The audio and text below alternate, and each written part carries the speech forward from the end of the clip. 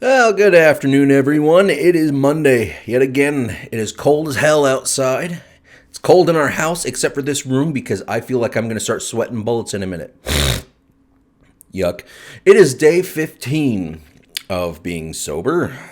The Lord Jehovah has given unto you these 15.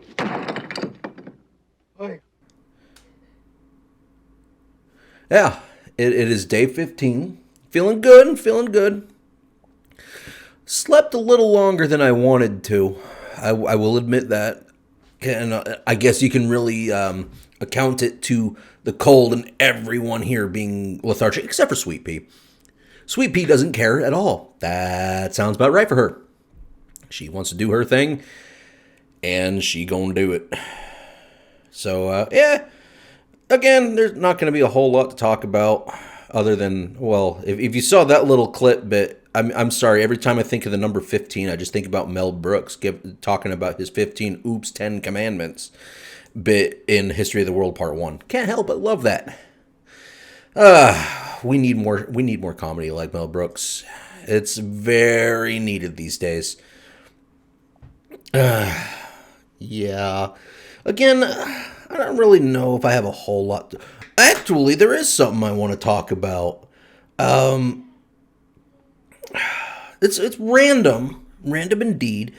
I saw this random meme on Facebook the other day. I'm going to pull it up. You're going to see it on the screen, of course, but I just want to pull it up on my phone just so I can reference what I'm talking about, because when I do this, I just stare at a camera and then do everything else in post. But pretty much the Milky Way with Earth, and then the Milky Way galaxy without Earth, and then the universe doesn't care. I get they're trying to... I guess they think they're trying to be funny, but really it's just mean-spirited. But I wanted to talk about that because I don't know if we even have the computing power to demonstrate what the galaxy would be like in, tens of millions of billions of years without Earth there.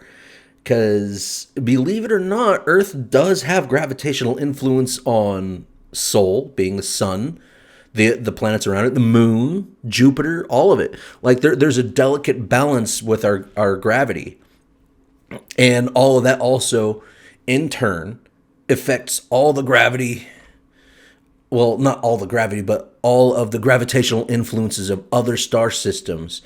If every one little thing was pulled out of whack, say, you just suddenly, Earth is gone. There's no more gravity to influence Luna, being the moon. So the moon is just going to, whatever direction it was in its current rotation around Earth, once the Earth is gone, it's going to kind of go in that direction, but it's still also orbiting around Sol.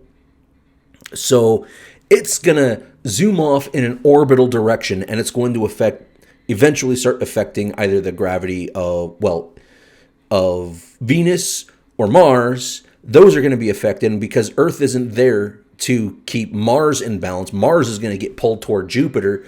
Jupiter's going to get out of whack because all of a sudden Mars is going toward its gravitational influence. They're going to be pulled out of whack. So eventually they're going to be knocked from their normal orbit around Sol. Sol has a slight wobble because of all of the planets that are affecting Sol. So it's going to be pulled out of whack. How is that going to affect the gravitational influence of Proxima Centauri being, Proxima Centauri AB being the closest stars to Sol? What was it, 4.3 light years away? I could be wrong on that number. But eventually, over time, the gravitational influences of that, the Oort cloud, all of those influences from just one little event happening would be thrown out of whack. Do we even have the computing power to show over billions of years what would happen to this galaxy? Because David Butler, I'm gonna pull it up. I'm gonna pull it up for you, and you're gonna see my screen probably go away. But I'm gonna pull up David Butler, and in one of his bits from How Far Away Is It, he was talking about how we originally thought galaxies would form, and that the original idea of the spirals just being in a spin, they'd just twist themselves out of shape. And that what they found through mathematical data is that all of the stars are in an orbit around the center of the galaxy, and because of that near uniform pattern of those orbits, you get the spiral arms. But those spiral arms are also compression points. And you might even be able to theorize, perhaps, maybe that's why, major asteroid impact events through the the 4.3 billion years Earth has been around. Perhaps those gravitational influences in galactic compression, galactic star matter compression areas, maybe through those asteroids out of whack because they were in the compression zone of a galaxy during their orbit.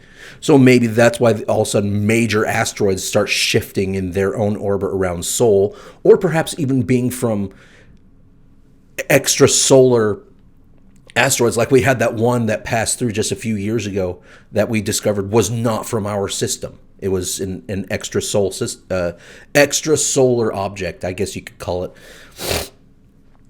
But all of these influences would eventually be affected just from one planet. All of a sudden, its gravitational influence is gone. So the very premise of this meme is completely wrong. It is a fallacy just to be mean, to say you don't matter. When, believe it or not, even when you're dead, you do matter. It's a funny thing to consider is that when you take in the laws of conservation or anything like that, every bit of you matters. And it's an incredible thing to think. If all of a sudden you just disappeared, people don't really think about this. If you just disappeared, all that matter that is your very being is just gone. And minute differences with the amount of matter that is on the planet or within our planetary influence is just gone. And that every little bit can affect something. Like, there are probably atoms of water that have passed through nearly every single being on this planet because of how our air currents work and evaporation. So you drink some water, you piss it out, it goes into your local city sewer system. But that also has evaporation when it gets exposed to the outside air or other influences. So maybe even entire minute molecules of water, or even one molecule particle of that water gets spread into the atmosphere and go anywhere. So there is a mathematical possibility that there are molecules of water or oxygen that have been through all 8 billion people on a planet or near that, purely because of how the air currents work. And just, if you also think like there are, what was it? There are more grains of sand than there are stars in our galaxy, but there are more atoms in a single grain of sand than there are grains of sand on Earth. And just that tiny little grain of sand has more atoms in it than all the sand particles on the planet, from that tiny little bit. So if you think about it that way, when water breaks down through evaporation, it turns into a gas, which means it can break apart. All of that can be influenced throughout the entire planet. So all of a sudden, if you poof, you're gone. Your atoms are no longer in influence on the planet. And that can make a big difference. Think about all the metal that we may never get back because we sent them beyond Earth's orbit through, escape velocity. And like Voyager 1, Voyager 2, New Horizons, we're not getting those probes back. They're not. I don't even think there'll be enough orbit influence. Well, there may eventually, because there's no fuel keeping them moving forwards. So if there's still gravitational influence, so they may eventually start creating or falling into a solar orbit, being a long form solar orbit, say a little bit like the Hale-Bopp comet. Or Halley's Comet, which is coming, but what was it, 2038? I'll look again. I want to say it was 2038, but I could be wrong. But that's one of the, I think they said that's one of the short form comets. But that's in a really long orbit. There is a possibility that Voyager 1 and 2 will eventually fall into a solar orbit that's just really, really freaking long. I mean, it did pass through the Kuiper Belt, and they're now through the heliopause, or they're either in the no, they pass through the heliosheath or in the heliopause right now. I think is what it was, but the Oort cloud's even further out. The Oort cloud's huge, and it's.